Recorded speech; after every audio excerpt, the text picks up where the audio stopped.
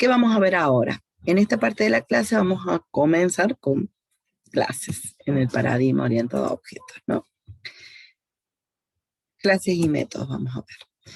Recordando lo que vimos en la clase anterior, que era el concepto de clase en el paradigma. Es un molde o modelo para construir objetos. ¿M?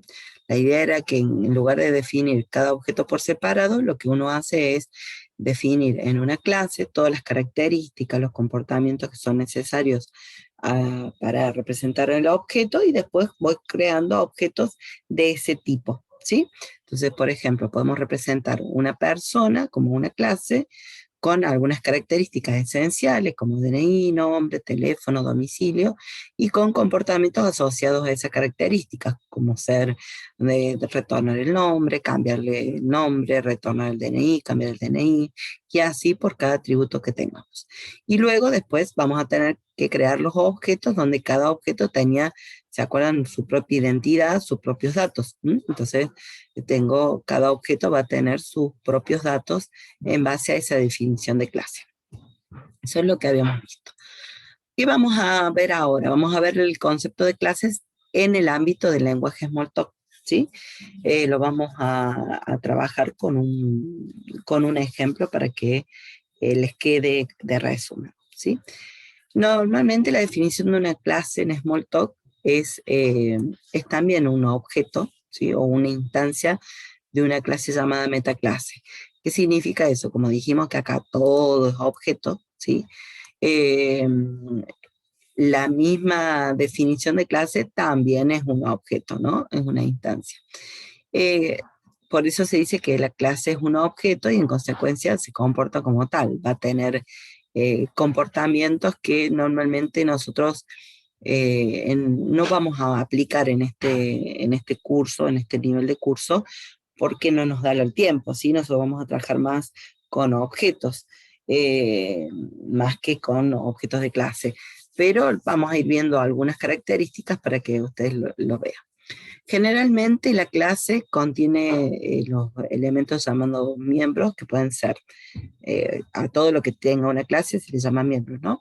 Pueden ser variables de instancia, que son los atributos, o variables de clase.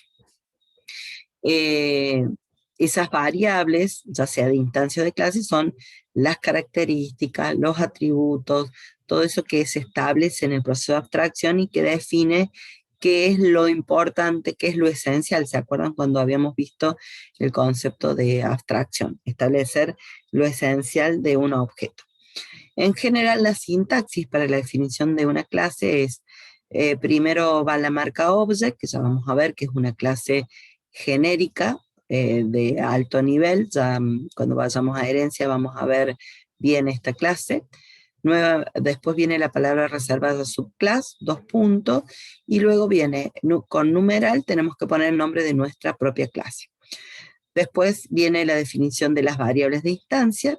También va a ser una cadena, las variables yo las voy a pasar a través de cadena, las variables de clase y el package, que es la agrupación de varias clases en un mismo package, en un mismo paquete. Ya lo vamos a ver que, si bien hoy vamos a empezar a trabajar con una clase, la semana que viene, cuando veamos composición, vamos a ver que podemos trabajar con más de una clase y siempre nos va a convenir agruparlos en package, ¿sí? ¿Para qué? Para que todas esas clases estén relacionadas, ¿sí? Ya después lo vamos a ver un poco mejor. Entonces, esto siempre lo vamos a tener que hacer cada vez que fabricamos una clase, ¿sí? Acá, bueno, está la explicación, que es lo que vimos recién, pero ahora vamos a entrar en detalle, ¿no? Para eso vamos a usar como caso de estudio la clase alumno. Ya la tenemos diseñada, tenemos como atributo de instancia el legajo, el nombre, nota 1 y nota 2, y como métodos que vamos a necesitar va a ser algún método que inicialice esos datos, que modifique, por eso se llaman métodos modificadores, métodos de acceso para que retornen esos valores, y algún método de negocio para que hagan algo que no es ni inicializador, ni modificador, ni de acceso. En general, ¿sí? Podemos definir, hay muchas formas de representar las clases, van a encontrar distintas nomenclaturas o distintas formas. Nosotros acá lo simplificamos con un rectángulo, ¿sí? Donde se pone el nombre de la clase. Siempre el nombre de la clase va en singular, porque está haciendo referencia a, a una sola entidad. Puede que esa clase tenga una colección de datos adentro, pero siempre hace referencia a una entidad. Después puedo tener muchas entidades de eso, es decir, alumnos. Yo puedo tener muchos alumnos, pero la representación de alumno es una sola, ¿sí? Por eso siempre, generalmente se usa el singular para nominar a la clase. Y siempre se escribe la primera letra en mayúscula. Esos son convenciones, Smalltalk, o convenciones genéricas, porque a nivel de paradigma siempre se usa esa convención. Después tenemos todo el conjunto de atributos o variables que son, en este caso, legajo, nombre, nota 1, nota 2. Generalmente siempre se escriben en minúscula para diferenciarlas de algunas que se pueden escribir en mayúscula, como puede ser alguna variable global o alguna variable de clase, ya lo vamos a ver, ¿sí? Pero generalmente vamos a usar siempre nombres en minúscula.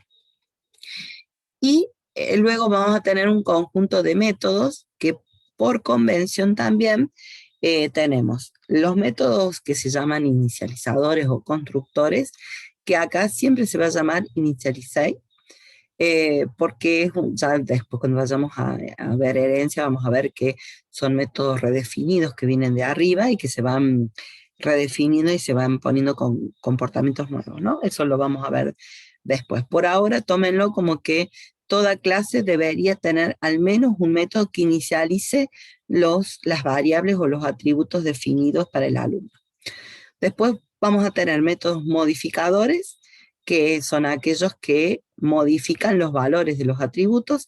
Si ustedes se fijan, por convención también se le pone el mismo nombre que los atributos, ¿sí? Que las variables. En el caso de los métodos modificadores siempre es el nombre del atributo que uno quiere modificar, 2 puntos y un valor de parámetro que va a venir externo para poder modificar el legajo. Pues recuerden que los cambios internos se producen a través de un cambio de alguien externo. Alguien externo está pidiendo, mira, yo necesito que cambies el legajo porque está mal, o necesito que cambies el nombre porque está mal. Entonces, ese parámetro que viene es un parámetro viene externo, ¿sí? ¿Se acuerdan cuando vimos en la clase pasada el paso de mensajes? Dijimos que yo podía tener mensaje, un objeto emisor y un receptor, y el receptor espera, digamos, un mensaje y responde, ¿sí? Ese mensaje que recibe puede venir con un argumento, un colaborador externo, o sin un colaborador. En este caso, todos los métodos modificadores esperan un colaborador externo, que es el valor nuevo que se espera que se asigne al atributo que está interno. ¿Mm? Después tenemos los métodos de acceso, que también se llaman igual que las variables de la clase, nada más que en este caso no esperan nada, solo retornan los valores que tienen los atributos. Y podemos tener algunos métodos de negocio, como en este caso el promedio, que sería una forma de que el alumno muestre como comportamiento el promedio que tiene de notas. Como tiene 2 notas, es posible obtener el promedio de notas. Entonces, vamos a hacer el método promedio como eso, la respuesta del alumno al promedio de sus notas. Y un método AceString, que ya vamos a ver también en las clases de herencia, por qué le llamamos AceString, no mostrar o cualquier otro nombre. Por convención, todos los métodos que transforman las variables de una clase en una cadena de string se llama AceString. Por lo tanto, el método AceString tiene como objetivo tomar cada una de las variables definidas para la clase y las unifica, las concatena en un solo string, que es lo que retorna. Entonces, si alguien necesita preguntarle al objeto alumno, dame todos tus datos, ¿sí? Yo lo podría hacer de 2 formas, o ir entregándole los atributos en forma individual, o armar una cadena con todos los valores de los atributos y devolverla. Eso es lo que hace las string, armar una cadena con todos los resultados, con todos los valores de los atributos del objeto. Ya ahora lo vamos a ver en detalle. Es por eso que acá, bueno, está aclarada la convención de Smalltalk, todo lo que es selectores o nombres de métodos de acceso, siempre llevan solamente el mismo nombre de la variable, no se llama dame tu DNI, get DNI u otras variantes, porque es muy común, por ejemplo, en convención tanto Java como Python o como C Sharp, por ejemplo, que todos los selectores de acceso sean un get, por ejemplo. Get DNI, get legajo, ¿sí? Acá no, acá simplemente es el nombre de la variable. Y para los modificadores, también es el nombre del atributo, 2 puntos, y el valor del parámetro que recibe. Nuevamente, no es cambiar DNI o set DNI, ¿sí? U otras variantes como en otras convenciones de lenguaje, ¿sí? Ahora lo vamos a ir viendo. Vamos entonces a empezar con la creación de clase. Todo esto lo vamos a replicar bien en detalle la clase que viene, lo vamos a hacer desde Faro. Hoy lo hacemos acá a nivel teórico para explicar los conceptos fundamentales, pero la clase que viene ya vamos a trabajar sobre clases concretas y vamos a pasar al práctico. Entonces, teniendo en cuenta este diseño, ¿sí? Cuando vamos a crear una clase le decimos, por ahora le vamos a dejar object, así tal cual como está, ponemos la palabra reservada subclass 2 puntos, lo único que vamos a cambiar nosotros es que al lado numeral le vamos a poner el nombre de mi propia clase, alumno en este caso. ¿Cuáles van a ser las variables de instancias? Va a ser el legajo, que ya viene definido allá arriba, fíjense, espacio, nombre, espacio nota 1, espacio nota 2. Acá todas las variables se separan por espacio, es una cadena de nombres separadas por espacio y no por coma como en otros lenguajes. Variables de clase no vamos a usar, y el nombre del package le vamos a llamar PPR clase 1, para indicar que es la clase 1, digamos un ejemplo de la clase 1, que yo de todas formas, aun cuando no hagamos el práctico, les voy a subir el código en Smalltalk completo, ¿sí? Y ya vamos a ver que estas 4 líneas también ya vienen enmascaradas en un asistente en Faro, o sea, ya vamos a ir viendo cuando entremos al uso del entorno, que hay muchas facilidades para escribir esto sin tener que estar escribiendo desde cero. Bien, eso es para crear la clase. Con eso yo tengo creado lo que se llaman las variables de instancia. ¿Qué son las variables de instancia? Las variables de instancia son aquellas variables que van a existir durante todo el tiempo de vida de la instancia o del objeto. Es el que representa el estado del objeto. Es el que le da esa identidad. ¿Se acuerdan que habíamos dicho? Si yo tengo un alumno que tiene el legajo 100, se va a diferenciar de otro alumno que tenga el legajo igual a 200, ¿sí? Entonces, si bien todas las instancias de una clase tienen el mismo conjunto de variables, cada objeto va a tener su propio conjunto de valores, ¿sí? Entonces, por ejemplo, una instancia de alumno llamada alu1, por decirle algo, va a tener legajo 54556, nombre Juan, nota 8, nota 27. Otro alumno va a tener otro legajo, otro nombre, otra nota, ¿sí? Entonces, las variables de instancias están relacionadas directamente a las instancias o a los objetos. Cada vez que yo fabrico un objeto, se le está asignando el espacio, se reserva el espacio en memoria para cargarle valores a esas variables, ¿sí? Asignárselas. Eso es variables de instancia, variables de objetos que difieren de las variables de clase. ¿Qué son las variables de clase? También son variables asociadas a una clase, pero tienen la particularidad de que son compartidas por todos los objetos de la misma clase. ¿Qué significa eso? Que todos los objetos de las clases pueden referenciar a una única copia de una variable definida en la clase. Quiere decir que los objetos ya no tienen su propia copia de sus variables, su propia identidad, sino que tienen una identidad compartida, llamémosle de alguna manera, ¿sí? En realidad es la identidad de la clase, no de los objetos, ¿sí? Normalmente tienen la misma convención que el nombramiento de las variables de instancia, pero generalmente se le pone una mayúscula para diferenciarlas, para que uno vea a simple vista que eso no es una variable simple de instancia, sino es una variable de clase. Y si ustedes tuvieran que ver algún ejemplo de variables de clase, por ejemplo, podríamos decir, no lo vamos a hacer en nuestro ejemplo porque esto lo vamos a ver más bien teórico y no práctico. Se les va a preguntar en la parte teórica qué es una variable de clase, pero no vamos a hacer en forma práctica ejemplos de esto porque no tenemos el tiempo suficiente para hacerlo.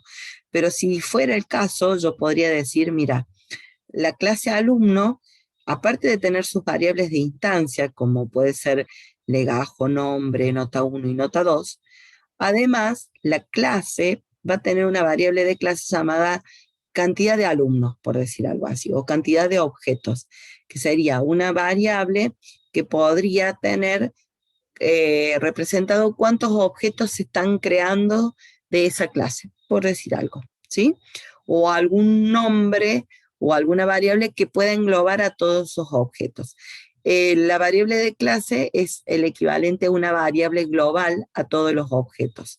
Siempre se trata de evitar por el hecho de que las variables globales afectan el encapsulamiento, ¿no? Porque estamos hablando de que es un espacio en memoria que está fuera de los objetos y para poder, todos los objetos pueden acceder a ese espacio de memoria. Por lo tanto, si un objeto está esperando un comportamiento en base a esa variable, tiene que tener cuidado porque hay muchos objetos que todos están apuntando al mismo lugar de memoria, así que hay que tener mucho cuidado. Pero es muy común en aquellos casos en donde yo tengo clases en donde a lo mejor no se instancian y necesitan de alguna forma almacenar información a nivel de clase, ¿sí? Eso ya también lo vamos a ir viendo de a poco en algunos ejemplos para que se entienda bien el concepto. Por ahora, en la parte práctica, nos vamos a dedicar solamente a crear variables de instancia, no de clases. Es posible que volvamos a retomar el tema de variables de clase cuando veamos herencia, cuando veamos clases abstractas, ¿sí? Cuando tengamos la necesidad de usar clases tan genéricas que no tengamos que usar objetos. ¿Estamos hasta ahí con la diferencia entre una variable de instancia y una variable de clase? ¿Sí? ¿Les queda? Sí, profe. ¿Está? Bien. Vamos con los métodos. Con esta definición que hicimos hasta ahora, hemos definido cómo se llama nuestra clase y qué atributos va a tener. Ahora lo que tenemos que hacer es empezar a escribir cuáles son los métodos para darle el comportamiento a la clase, ¿sí? A los objetos. Entonces, los métodos, ¿qué son? Son funciones, ¿no? Son lo mismo que ustedes aprendieron en primer año a hacer funciones. Bueno, los métodos son funciones. Lo que pasa es que acá se le llama en el ámbito del paradigma orientado a objetos, siempre se habla de métodos, no de funciones, pero es el equivalente, ¿sí? ¿Qué hacen los métodos? Y bueno, dan el detalle de implementación para que se puedan ejecutar los mensajes, ¿sí? Y van a representar el comportamiento de la clase. Generalmente los métodos tienen dos partes. El patrón o cabecera del método, que es el nombre, ¿sí? O selector que identifica el método, ¿sí? El nombre que uno le pondría al método.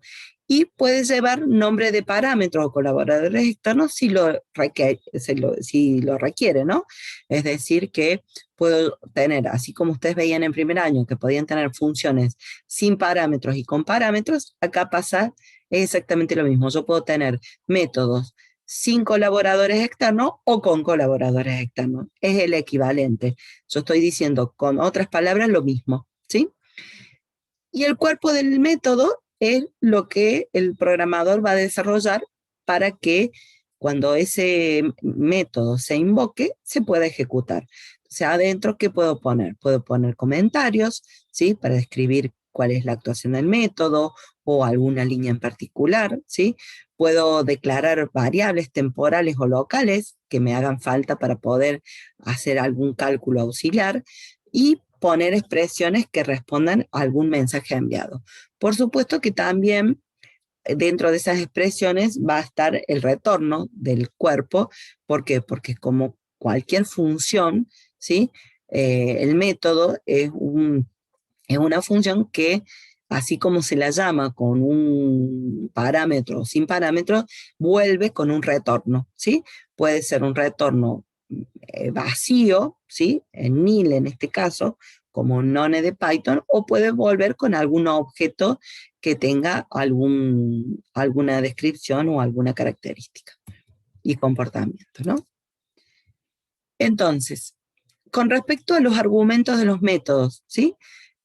Ahí es donde entran los colaboradores externos que vimos en la clase pasada, que no es nada más ni nada menos que parámetros o argumentos de función, ¿sí?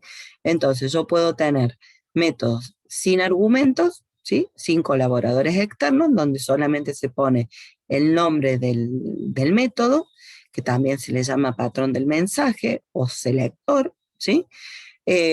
Puedo tener, o sea, dijimos comentarios, definición de variables, expresiones, o puedo tener algún método con argumentos, con uno o más argumentos. Ya vamos a ver cómo hacer este tipo de métodos con uno o dos colaboradores, más de eso no, porque si está la necesidad de poner más de dos colaboradores porque hay algo que estamos haciendo mal, lo que normalmente se hace es se genera un objeto que viaje, donde supónganse que necesito manejar 5 datos, entonces no se manejan los 5 datos individuales, se encapsulan los 5 en algún objeto y se envía a un solo objeto. Es por eso que es muy común que en la programación orientada a objetos ustedes tengan mensajes o métodos, funciones de uno o dos parámetros, no más de eso, porque si tienen la necesidad de poner más de dos parámetros es porque no están modelizando bien el paradigma, ¿sí? Entonces, cuando tienen necesidad de más de dos argumentos es porque hay algo ahí que no está bien modelizado y tienen que de alguna forma construir algún objeto, alguna clase que sea, a lo mejor solamente tenga la finalidad de ser un paso de mensaje, por ejemplo, o colaborador. Entonces, yo acá tengo el nombre de patrón del mensaje, nombre del método, selector, 2 puntos, nombre del colaborador externo, 1. Si tuviera otro nombre de argumento, 2 puntos, nombre del colaborador externo, 2, ¿sí? Ya ahora lo vamos a ver cómo hacer estos ejemplos. Y por supuesto, como todo cuerpo, puede ir comentarios, variables, expresiones, ¿sí? Con respecto a los tipos de métodos, tenemos métodos de clase y métodos de instancias. Los métodos de clase, al igual que los atributos o variables de clase, están afectados directamente a la clase, no a los objetos o instancias. Eso significa que pertenecen a toda la clase y todos los objetos pueden acceder a esos métodos, ¿sí? Eh, por eso se dice que el método de clase es una implementación donde el único receptor es la propia clase, ¿sí? Generalmente todas las clases mínimamente tienen mensajes propios, como puede ser el mensaje new, que ya vamos a ver, que permite crear objetos de esa clase, ¿sí? Entonces, el mensaje new es un mensaje de clase, un método de clase propio que tienen todas las clases que uno fabrica y que permite crear objetos de tipo alumno o del tipo de la clase que uno tenga. Es por eso que ese mensaje new se coloca al lado de la clase. Fíjense en que la clase siempre lleva o empieza con mayúscula. En cambio, los objetos siempre empiezan con minúscula. En este caso, un nuevo objeto sería mi alumno, ¿sí? 2 puntos igual alumno new, esto que está haciendo esta expresión. Le está diciendo a la clase alumno, quiero crear una nueva instancia, esa instancia se va a crear, se va a guardar en memoria, ¿sí? Y esa memoria se va a referenciar a través de mi alumno, ¿sí? Cuando veamos objetos, lo vamos a ver mejor esta línea con mayor detenimiento. En cambio, los métodos de instancia son aquellos que están implementados para que sean receptores los objetos. Es decir, una vez que yo ya tengo objetos creados en memoria, yo puedo decirle simplemente, mira, te paso el nombre del mensaje o del método. Si le tengo que pasar un argumento, le pongo 2 puntos y el valor del argumento, ¿sí? Y eso va a afectar directamente al objeto, no a la clase, ¿sí? Los métodos de instancia es similar a las variables de instancia. ¿Por qué? Porque afectan directamente a la identidad del objeto, ¿sí? Si yo tengo un objeto que se llamaba Pedro y ahora me di cuenta que se tenía que llamar Juan, bueno, le cambio el estado a través de la invocación del método nombre, por ejemplo, cambiar el nombre por Juan. ¿Se entiende las dos diferencias? ¿Sí? ¿Están? ¿Sí? Bien, Sí, profe. bárbaro. Voy a ponerla, voy a activar mi cronómetro para no pasarme, porque por ahí no quiero pasarme de hora y quiero llegar mínimamente con los temas. Pongo la alarma, la ayuda. Memoria. Bien, acá hay una pequeña relación que después se las dejo a ustedes, que es para que la analicen mejor, que sería quién puede acceder a qué cosas, ¿sí? Todo lo que sea instancias tienen acceso a sus propios métodos y variables, y como todos los objetos, dijimos, pueden acceder a variables de clase que son públicas a todos los objetos, ¿sí? Por eso se dice que tanto los métodos de instancias pueden acceder a las variables de clase, ¿sí? Y los métodos de clase solamente pueden acceder a las variables de clase, ¿sí? Un método de clase no podría acceder a una variable de instancia. ¿Por qué? Porque está en un nivel superior, ¿sí? Esto es a nivel de modelo, de molde. Recuerden que la clase es el molde o modelo, y las instancias o los objetos son ya los objetos concretos que se van creando, ¿sí? Bueno, Ignacio, sí, el que tenga que retirarse por ahí, que necesita salir, no se hagan problema, esto que va quedando grabado, así que no hay problema, ¿sí? Felices Pascua, que tengan buena semana y nos estaríamos viendo el martes que viene, ¿no?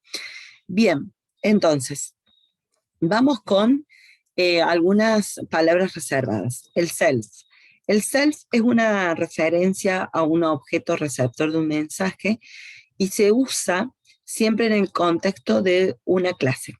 Cuando yo tengo que invocar algún método que ya está implementado en la misma clase, como todos los métodos siempre se invocan asociados a un objeto, ¿sí? Nosotros en invocaciones Smalltalk vimos que es objeto, espacio, mensaje. Yo no tengo forma de invocar un mensaje sin poner el receptor. Una de las cosas que decíamos es que en el paso de mensajes está el emisor y el receptor, ¿sí? Y el mensaje que los une.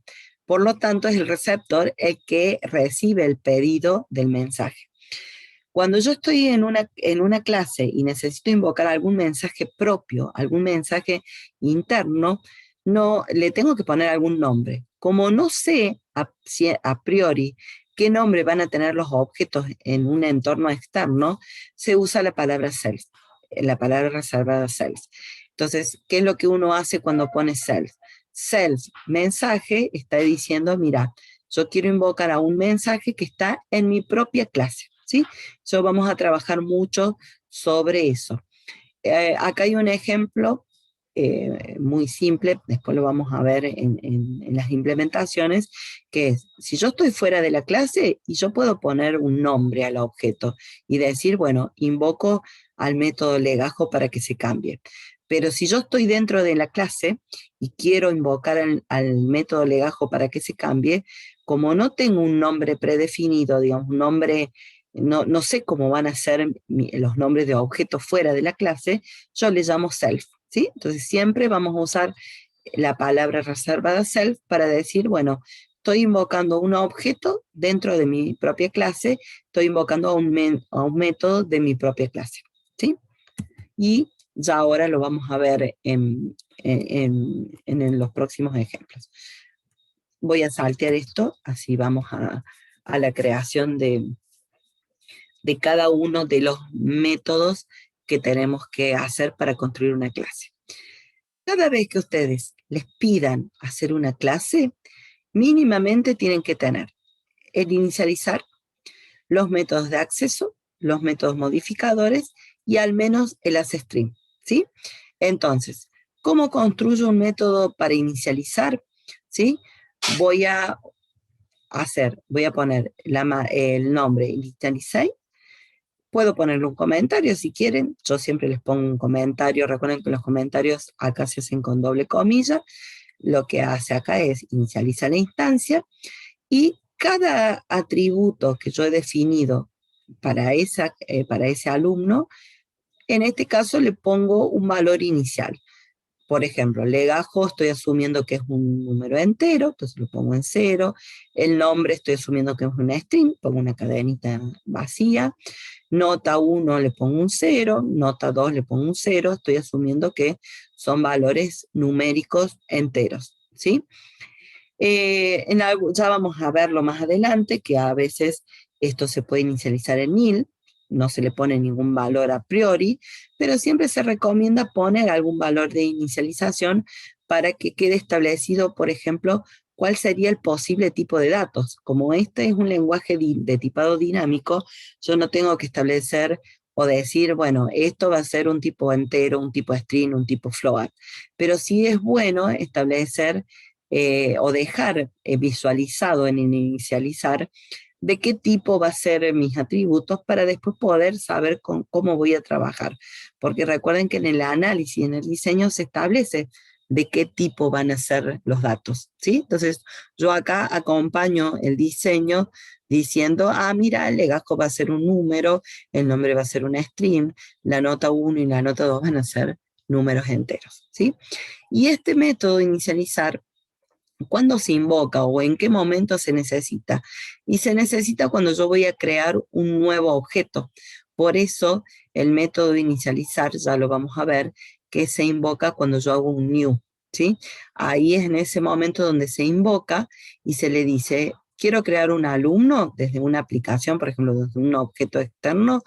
¿Qué es lo que quiero hacer? ¿Quiero crear un nuevo alumno? Bueno, le digo a la clase alumno, hace un new, construite, y cuando te construya, inicialízate.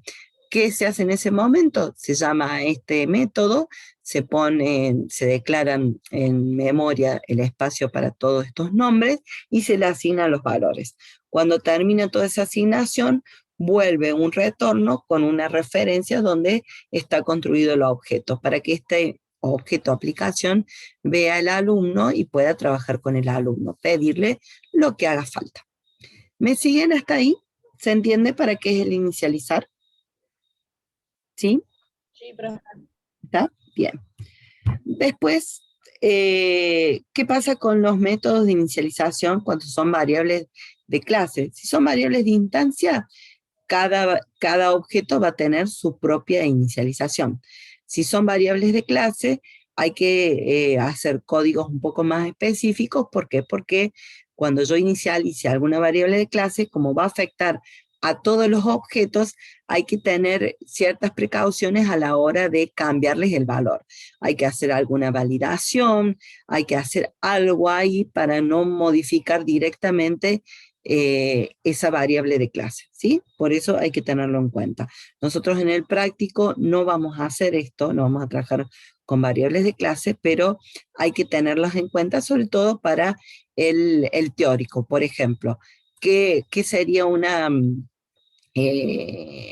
pregunta del teórico? Es decir, una variable ¿se puede inicializar una variable de clase? Sí, pero hay que tener en cuenta de que esa variable de clase, como afecta a todos los objetos, de alguna forma hay que validarlo y hay que ir controlándola porque todos los objetos tienen acceso a esa variable. Es una variable global que hay que tener mucho cuidado cómo uno la inicializa y cómo uno la modifica, ¿sí?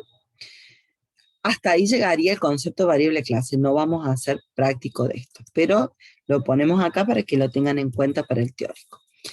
¿Qué pasa con los métodos de acceso? Los métodos de acceso son aquellos métodos que devuelven o retornan los valores de los atributos.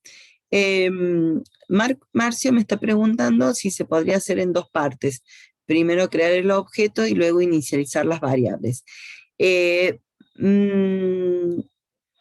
Sí y no, es decir, vos podés crear el objeto con new, pero las variables van a quedar inicializadas todas en nil o en none, ¿sí? Si vos después le querés asignar valores, se los tenés que hacer con los métodos de modificación, ¿sí? Los métodos modificadores. No podés invocar el inicializar, ¿sí? El método, vuelvo para atrás, ¿no? Este método de inicializar solamente se invoca con el new, no de otra forma, ¿sí? Y ahora vamos a ver, si no hiciéramos el inicializar, vamos a tener que llamar a cada atributo y decirle, inicializate vos, inicializa el legajo, inicializa el nombre, inicializa la nota 1, uno por uno, ¿sí? Con respecto a los métodos de acceso es los retornos, ¿sí? Los retornos en los métodos, la sintaxis de Smalltalk, es el return, es este simbolito, ¿sí? Ya no va la palabra return como en Python, que ustedes ponían return y el nombre de la variable o return none, acá es el simbolito de el circunflejo este, que hace return legajo, o return nombre, o return nota 1, nota 2. ¿Qué es lo que hace esto? Es simplemente tiene una sola línea que es decirle, quien me pida el legajo, le devuelvo la variable legajo. Quien me pida el nombre, devuelvo la variable nombre. Quien me pida la nota 1, ¿sí? Entonces, tanto legajo, nombre, nota 1 y nota 2 son los atributos privados, ¿sí? Propios de la clase, y legajo en formato de método es el protocolo que está en el límite y es público. Es decir, cualquier objeto externo le puede pedir al alumno, decime cuál es tu legajo. Y el alumno va a poder responder devolviendo cuál es el valor de su propio legajo. ¿Se entiende para qué son los métodos de acceso? Siempre van a ser los mismos, no importa qué clase ustedes estén haciendo, siempre van a tener un método de acceso, digamos, de acceso al dato, uno para cada atributo. Si tienen dos atributos, van a tener dos métodos que retornan los dos atributos. Si tienen 4, van a tener 4, si tienen 10, van a tener 10, ¿sí? ¿Estamos? Con respecto a los modificadores, son los que modifican los valores de los atributos.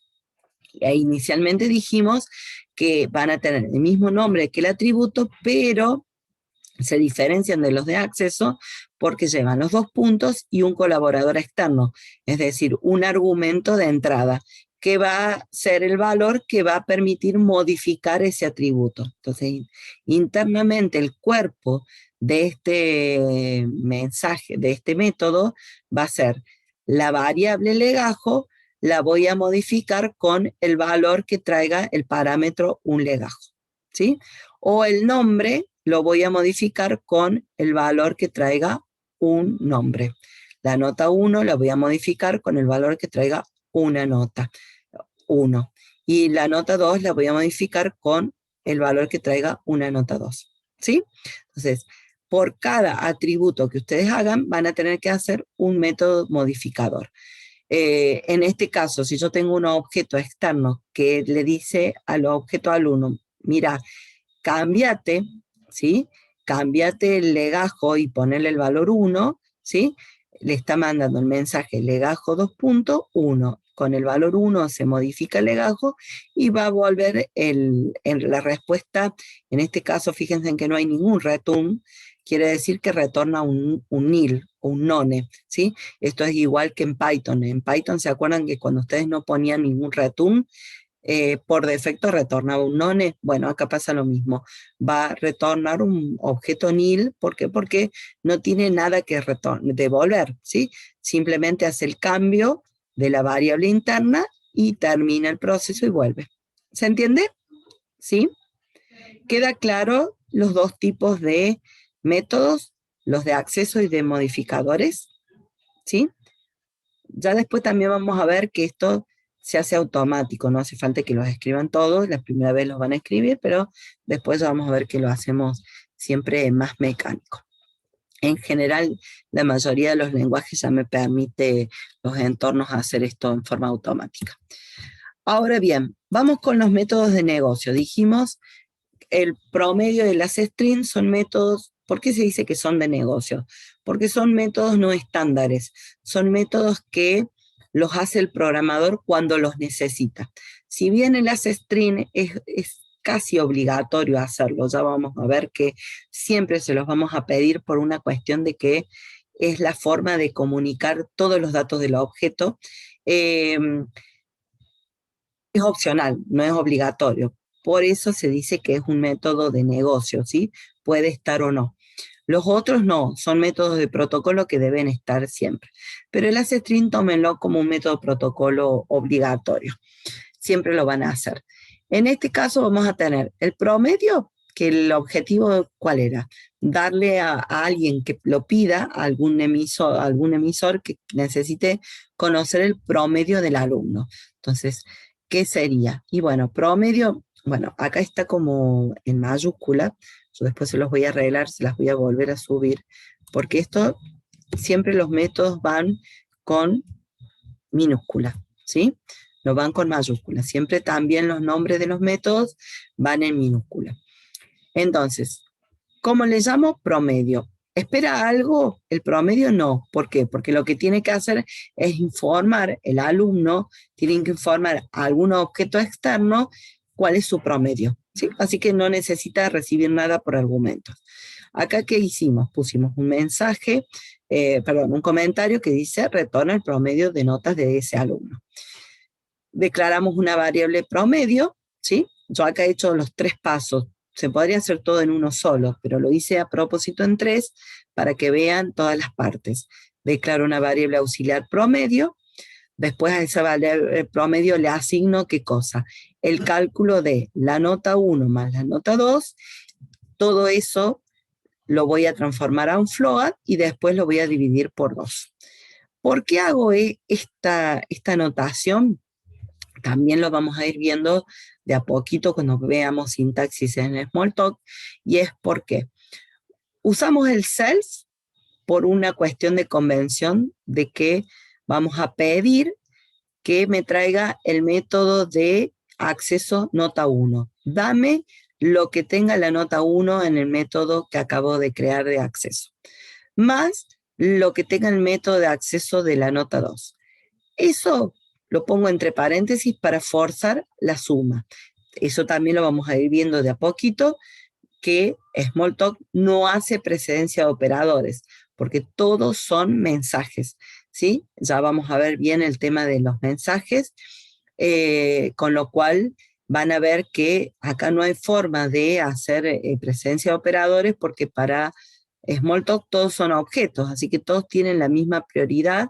Si bien va a haber prioridades para aquellos objetos unarios, binarios o de palabra clave, pero a nivel aritmético, a nivel lógico, a nivel de relación, no hay prioridades.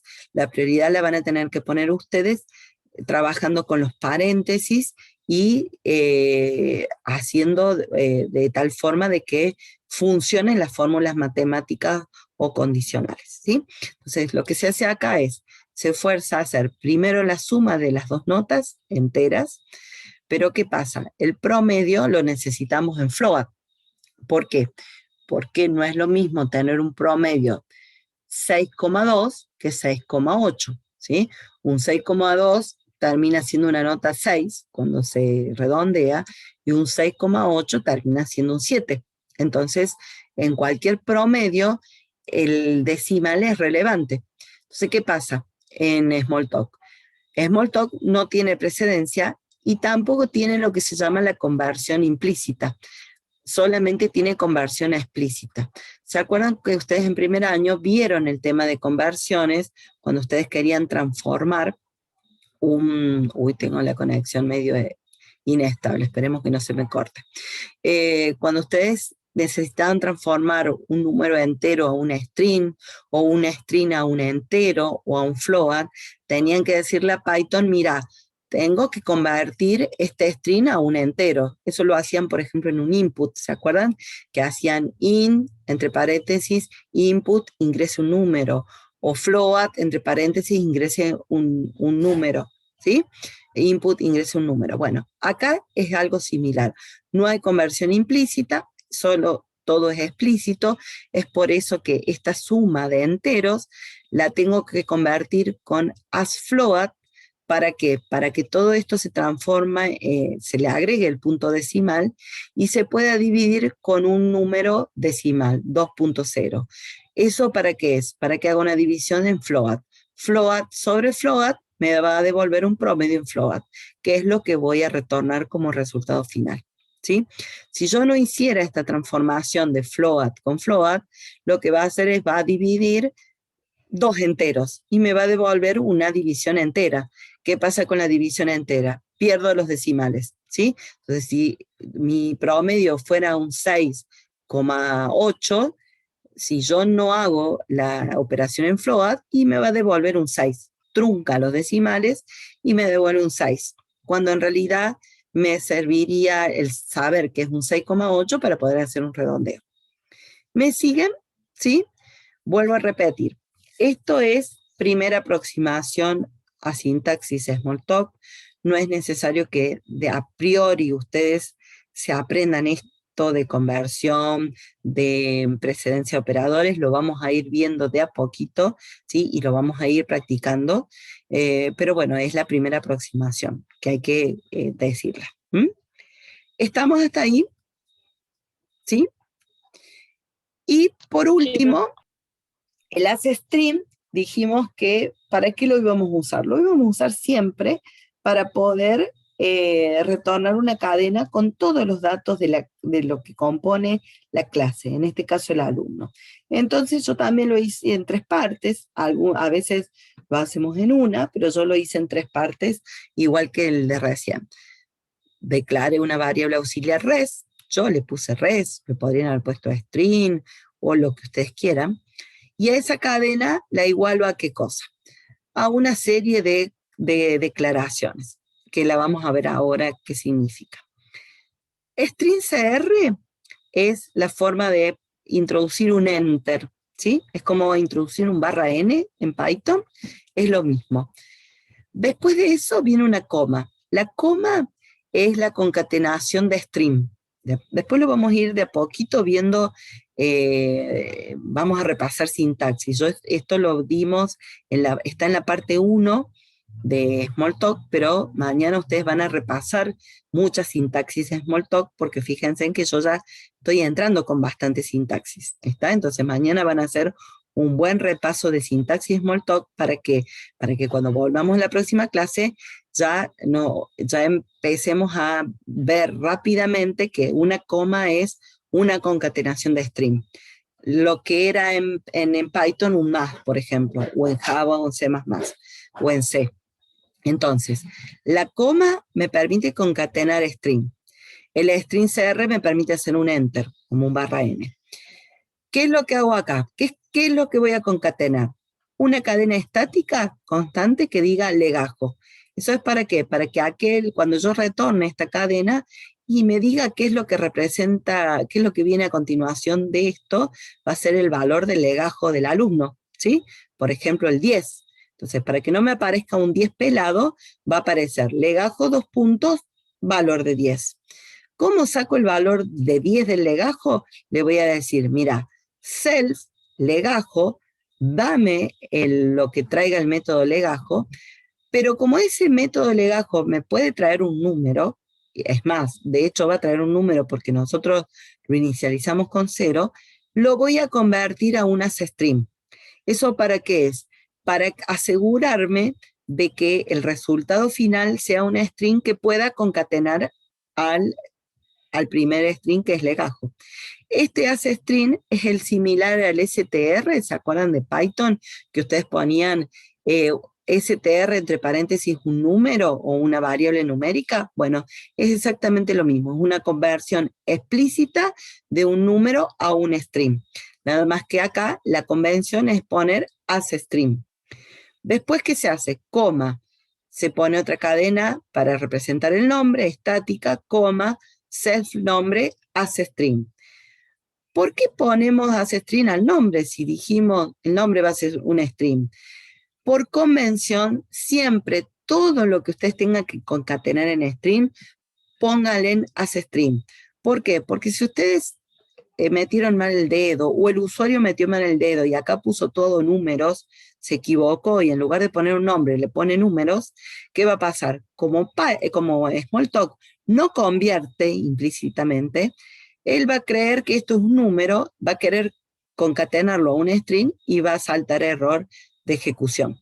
Entonces, si ustedes se acostumbran a que siempre cualquier concatenación la transforma a un as string, no importa si acá venía un número entero, un nombre, lo que sea, se van a asegurar que la concatenación sea exitosa. ¿Se entiende? Lo mismo para la nota 1, es un numérico, lo transformas a string, la nota 2 también la transformas a string, y fíjense en que, ¿qué más le agrego a la respuesta del alumno? El promedio, ¿sí? Porque yo quiero mostrar cuál es su legajo, cuál es su nombre, cuál es la nota 1, cuál es la nota 2 y cuál es su promedio. Y para mostrar su promedio, ¿qué hago? Invoco self promedio, que es el método promedio que acabo de crear anteriormente.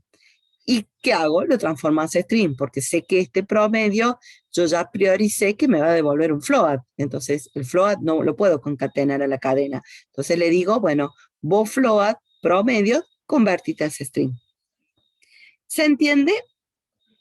En general, ¿sí? Por supuesto que después que termino esto, fíjense que viene el punto, que le da fin a la declaración y retorno la cadena res. ¿Estamos hasta ahí? ¿Sí? ¿Les queda? Bien. No se hagan problemas si es mucha información, porque hay mucho para procesar. Es cierto lo que dice Adrián, es mucho para procesar, pero esto lo vamos a hacer en el práctico, lo van a hacer mañana, lo vamos a hacer de ahora en más en todas las clases que tengamos, así que esto lo van a ir fijando de a poquito, ¿sí? Este es el primer teórico, ¿no? Bien, y con esto ya tendríamos armada nuestra clase. Entonces, ¿qué es lo que quedaría por terminar para poder lograr un buen aprendizaje, que hoy no lo vamos a poder terminar? Es poder crear esta clase así tal como la presentamos e implementar los métodos, ¿sí? Pero esto lo vamos a hacer la clase que viene, se los debo, ¿por qué? Porque, bueno, no nos queda, claro, no nos va a quedar. Esto, cuando lleguemos a este punto, ahí se les va a cerrar todo, ¿sí? Así que tengan paciencia porque la clase que viene, ¿sí? Les va a cerrar, les tiene que cerrar. Y si no les cierra, vamos a hacer que cierre. De alguna forma lo van a entender. ¿Se entiende? ¿Sí? No se hagan problema porque este es la primera aproximación a esto. ¿Sí? ¿Estamos hasta ahí? Esto es con respecto a clases. Ahora, yo voy a sacar esta presentación, voy a presentar esta muy rápidamente. No se hagan problema nuevamente con el tema de, a esta altura, yo creo que ya están todos saturados porque ya he hablado un montón, pero tengo que entrar en esta para hacer un cierre de clases y objetos, ¿sí? Pero vuelvo a repetir, no significa que esto quedó acá y no lo volvemos a usar. Lo vamos a usar la clase que viene, lo van a hacer mañana, la clase que viene, todas las clases. Tenemos 6 clases para poder aplicar todo esto que hemos visto hoy, ¿sí? Entonces no se hagan problema, no se me asusten, porque tengan confianza que van a llegar bien con estos aprendizajes, ¿sí?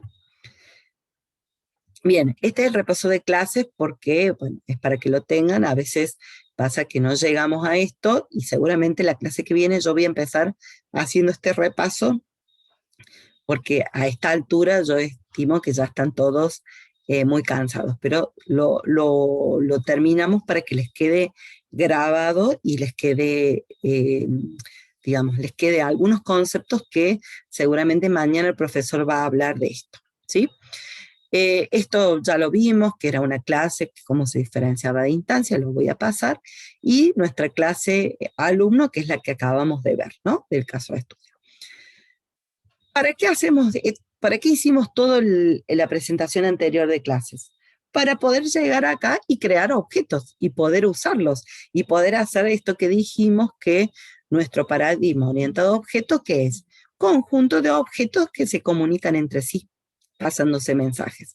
Entonces, lo más importante del paradigma está acá, en crear los objetos.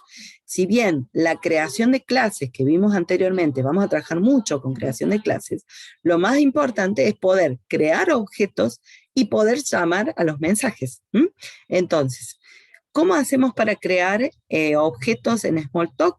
Dijimos que tenemos el método, el mensaje new, especial en todas las clases, que permiten crear instancias en memoria. Yo puedo crear un object genérico, que se puede usar para cualquier tipo de clase, o un objeto de tipo alumno propio de mi clase que acabo de crear hace un ratito, ¿sí? En este caso hago alumno new y creo un alumno. Puedo crear otra variable, otro alumno new, crea otro objeto en memoria, ¿sí? A medida que yo voy haciendo un new, va creando objetos distintos en memoria. Cuando yo hago new solo, todas las variables de instancias, los atributos que tiene el objeto, se inicializan en nil, ¿sí? ¿Se acuerdan que recién alguien me preguntaba si yo podía crear el objeto y después inicializarlo? Bueno, sí, puedo crear el objeto, pero todos esos objetos van a estar en nil. Si yo quiero crear el objeto, pero que tenga un valor de inicialización previa, tengo que invocar a new con el método inicializar. Por eso, ahí está pegadito el inicializar, ¿sí? Es en ese momento donde yo le digo, mira, vamos a crear un alumno, pero en lugar de que todos sus atributos estén en nil, los pongamos con valores por defecto, 0, blanco, o creemos la colección, ya vamos a ir viendo, ¿sí? Eso es para crear. La destrucción, ustedes no se tienen por qué preocupar, porque la hace el garbage collector o el recolector de basura. Recuerden que tanto Smalltalk como Python, como Java, como C# tienen una máquina virtual, ¿sí? Que hace administración de memoria por ustedes. Así que ustedes pueden crear la cantidad de objetos que quieran, y cuando les sacan la referencia, pasa el garbage collector y lo borra, ¿sí? Así que ustedes, cuando hacen, por ejemplo, la asignación de un objeto, le ponen el número 22, en realidad están creando un objeto tipo entero, y le dicen, bueno, mira, objeto referencia a esta parte de memoria que tiene el 22. Si después le cambio el valor por un 40 o por otro tipo, como en este caso Juan, ¿qué va a pasar? Ese 22 queda sin referencia, y este objeto, este nombre, pasa a referenciar al nuevo objeto, que en este caso sería de tipo string y que se llama Juan. Podría ser otro número, 40, de tipo integer, pero va a ser otro objeto en memoria. ¿Qué pasa con el 22? Queda sin referencia y en algún momento el garbage collector pasa y lo borra. Les queda eso, es el mismo concepto de Python que tenían a la hora de destrucción de variables. ¿Sí? ¿Estamos? Ya a esta altura yo creo que ya están todos, wow, pero estamos. Bien. Y por último, sí, por último tenemos el paso de mensajes, que esto yo voy a retomar la próxima clase, porque esto sí requiere un análisis un poco más exhaustivo, en el sentido de que tienen que estar bien despiertos y entenderlo un poquito más, porque acá empieza, si bien es simplemente un paso de parámetros, ¿sí? El paso de mensajes es invocación de función, como ustedes lo vieron en primer año, pero como acá empieza, fíjense que se empieza a mezclar término método con función, con mensaje, con colaborador externo, con parámetro, con mensaje unario, binario, de palabra clave. Hay varias terminología nueva que ustedes van a ver que es lo mismo que ustedes conocieron en primer año, ¿sí? Pero que ahora, como se ve bajo otra terminología, les va a parecer que es, wow, esto no entiendo un poco, pero van a ver que vamos a llegar. ¿Por qué? Porque es lo mismo que ustedes vieron cuando ustedes invocan a una función, ¿sí? Nada más que tiene diferentes nombres. Por eso este paso de mensaje no es nada más ni nada menos que hacer la invocación de algún método, de alguna función. ¿Se acuerdan ustedes en Python cuando decían, por ejemplo, querían generar un número random y ponían random.randint y pasaban paréntesis, paréntesis? Bueno, ¿qué estaban haciendo ahí? Decían, mira, yo quiero que vos me des un número entero aleatorio, ¿sí? Bueno, básicamente lo que estaban haciendo es esto, diciéndole a un objeto de tipo random, dame un número entero aleatorio sin pasarle mensajes. Ahora, cuando ustedes decían, dame un range, ¿se acuerdan? Dame un número aleatorio entre un rango determinado y le pasaban entre paréntesis una secuencia, una tupla. Bueno, es algo similar a esto, donde ustedes le decían random, nada más que en Python es el punto, viene de terminología C++ o Java, el punto separa objeto de mensaje, entonces ustedes le decían, bueno, mira, dame random.ramChange o range, y entre paréntesis le pasaban un parámetro de rango. Bueno, esos serían los parámetros o los mensajes de palabra clave. ¿Está? Esto vamos a volver la clase que viene. Yo no voy a seguir más de esto porque yo sé que por más que se los diga, no les va a quedar, ¿sí? Entonces, yo la clase que viene voy a empezar con esto, ¿sí? Porque esto es cómo invoco los objetos con mensajes unarios, binarios o de palabra clave, ¿sí?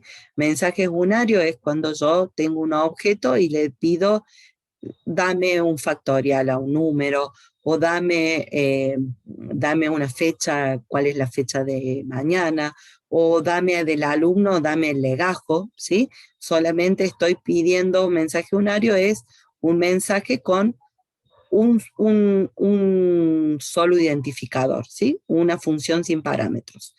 Un mensaje binario es cuando yo tengo que trabajar con operadores en donde pueden ser matemáticos, relacionales, ¿sí? Entonces, ahí vamos a usar los mensajes binarios. Y los mensajes de palabra clave son aquellos que son mensajes cuando ya estoy pidiéndole parámetros, ¿sí? Le paso el parámetro 1, el parámetro 2, que es un poco lo que habíamos visto hace un rato de que van los dos puntos, un nombre, dos puntos, un parámetro, dos puntos, un parámetro, ¿sí? Lo vamos a revisar la clase que viene. Yo se los dejo para que ustedes lo vayan viendo, pero vuelvo a repetir, la clase que viene voy a empezar con esto para que no se queden como que quedaron con algo ahí que no se entendió porque ya estábamos en última hora, ¿no? Y lo mismo esto, mensajes en cascada y orden de evaluación de mensajes, que es importante que lo veamos, igual que esta parte de crear objetos, ¿sí? Está todo acá, pero yo voy a hacer la pausa, ¿sí? ¿Para qué? Para que la clase que viene nos tomemos, aunque sea los primeros 10, 15 minutos, volvemos sobre esta presentación para que quede bien firme y después pasamos a la parte práctica y a la parte teórica complementaria y la parte práctica para que todo esto, tanto lo que vimos en la filmina de clases y lo que vemos acá, lo podamos aplicar. ¿Se entiende hasta ahí? ¿Sí? Profe, o sea que la clase que viene vamos a hacer como un repaso práctico de todo lo que vimos hoy día, más lo que sumemos de mensajes la clase que viene. Exacto, o sea, vamos a ver, esta filmina, yo voy a empezar con esta para hacer el repaso y voy a seguir con composición en el teórico, la primera hora, hora y media. Hacemos el recreadito y pasamos al práctico. En el práctico, ¿qué vamos a hacer? La clase alumno, esta clase que se las he, digamos, planteado teóricamente, la vamos a pasar en el entorno Faro, la vamos a codificar, ¿se entiende? Y Bien, eh, vamos a ir a un playground y vamos a hacer todo esto que acá están viendo en código, crear un objeto, invocar el mensaje, todo esto lo vamos a hacer también en código, ¿sí? Es por eso que yo necesito que se entiendan bien estos conceptos para que la clase que viene, cuando pasemos a la parte práctica, entiendan qué estamos haciendo. Y cuando el miércoles vayan a la clase práctica de profe Julio, también él va a trabajar sobre esto. Así que a lo mejor hará otra clase, no el alumno, hará una clase punto, o hará una clase transporte, o la clase que sea, pero todo va a ser bajo el mismo molde o el modelo que vimos hoy.